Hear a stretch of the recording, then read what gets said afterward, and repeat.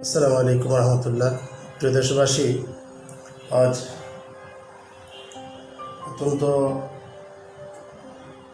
শোক প্রকাশ করছি এবং দুঃখ প্রকাশ করছি,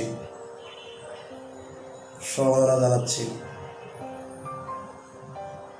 ঢাকা এবং সিলেটগামী দুটি ট্রেনের সংঘর্ষে যারা নিহত হয়েছেন তাদের প্রতি শোক এবং নিহতদের পরিবারের প্রতি সমবেদনা জানাচ্ছি। পাশাপাশি আমি প্রশাসন এবং সরকারের প্রতি আহ্বান জানাচ্ছি যে যাদের ভুলের কারণে এতগুলো প্রাণ ঝরে গেল,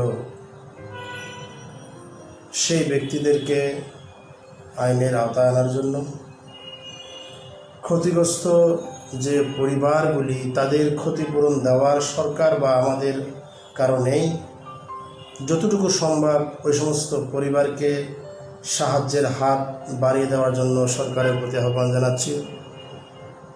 পাশাপাশি সার্ক মানবাধিকার ফাউন্ডেশন ব্রাহ্মণবাড়িয়া জেলার নেতৃবৃন্দকে অনুরোধ জানাবো, আপনার ঘটনাস্থলে গিয়ে ক্ষতিগ্রস্তদের পাশে দাঁড়ান।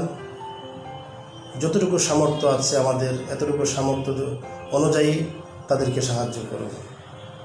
আবারও নিহতদের পরিবারের প্রতি সমবেদনা জানাচ্ছি এবং শোক প্রকাশ করছি।